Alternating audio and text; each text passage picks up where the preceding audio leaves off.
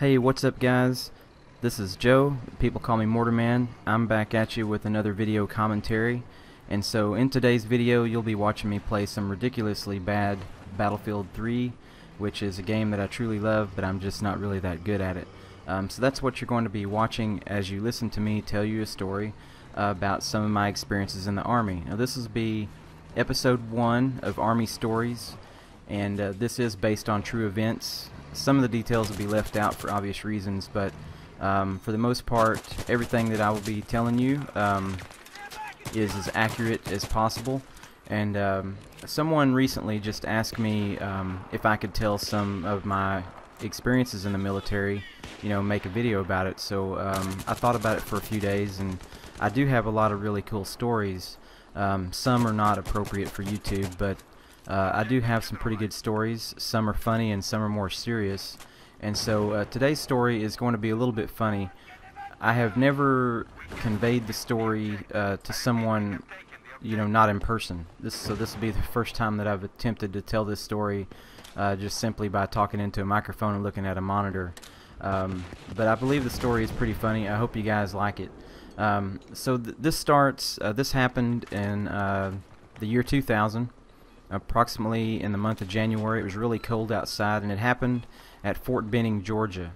If you're not familiar with Fort Benning, it is the home of the infantry, and that's where infantry school is located. It is the only infantry school in the United States, and that is where all soldiers go to train for infantry.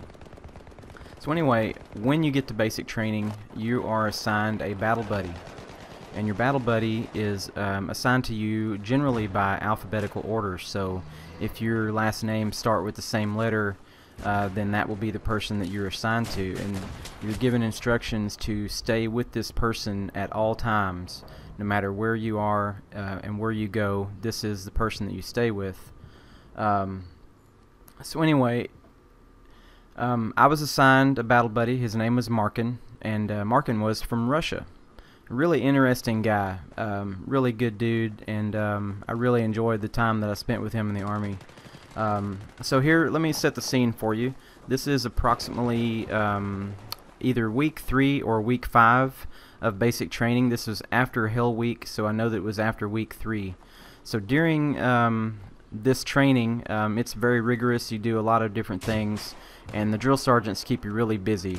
And we had 5 different drill sergeants assigned to us, and on this day we were going on a very long road march to a wooded area to train with miles gear.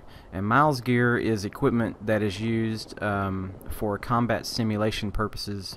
It attaches to your weapon and onto your body, and basically you go out into the woods and you shoot at each other with blank adapters and blanks in your rifles, and the miles gear goes off. It's kind of like really expensive laser tag.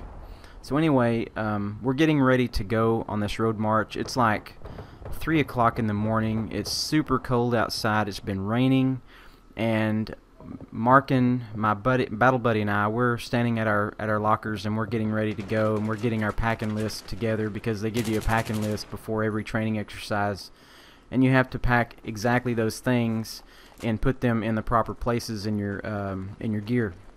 So anyway, we're getting ready, and Markin is wearing a field jacket liner underneath his BDU blouse. BDU stands for Battle Dress Uniform, and so he's got this field jacket liner on, and I'm like, dude, what are you doing? That we're not allowed to wear the field jacket liner today. That's not on the packing list. He's like, but it's really cold outside, and I don't want to be cold, and it'll be underneath my blouse. They'll never know that I have it on. So we decided that this was a good idea, and so that we would go ahead and both wear the field jacket liners. And so I'm going to put a picture in this video, probably about right here. I didn't add this in as I was doing before I did the commentary, so I'm going to try to remember where this section of the video is. I'm going to put a picture on the screen so you can see what a field jacket liner looks like. Well, anyway, so we decided to wear the field jacket liner. We're lined up in formation out in front of the company area, and we're getting ready to go on the road march and everything. And so everybody's freezing their asses off. I mean, it's like really fucking cold.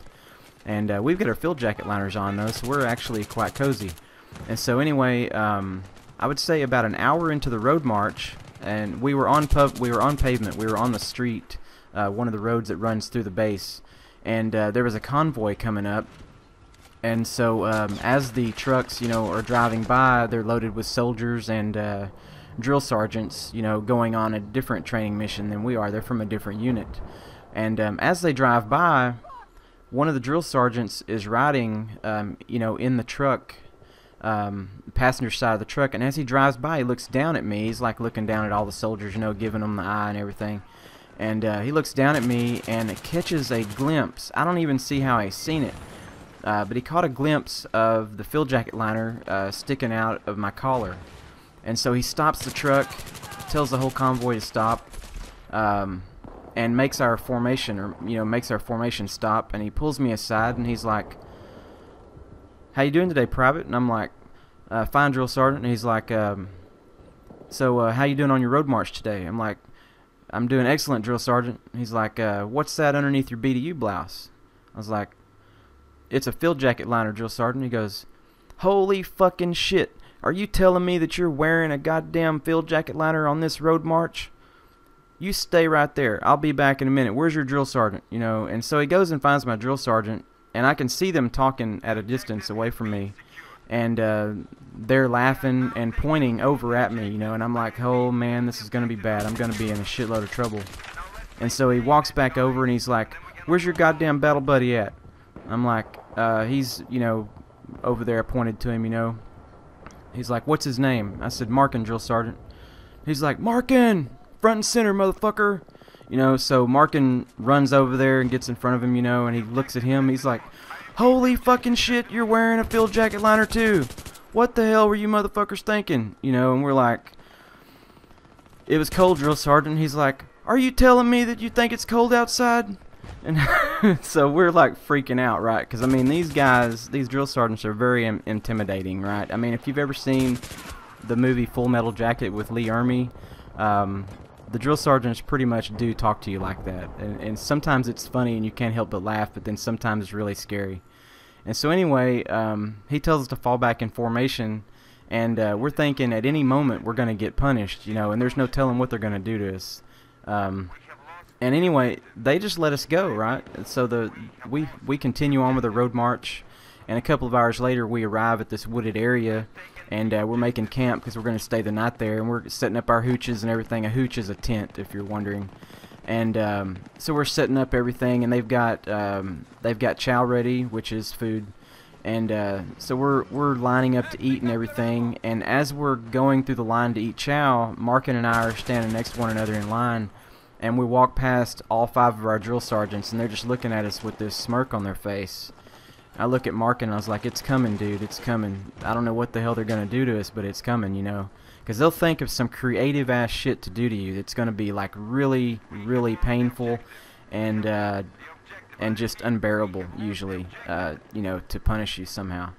And so we go ahead and eat our chow and everything, and they wait until we've got our bellies full of food, right? Then one of the drill sergeants calls us over, and they're standing there like in a little group, and they're laughing and pointing at us and everything, and we're standing at front and center of them, and they're like, "So, you guys thought it'd be a good idea to wear a field jacket liner today.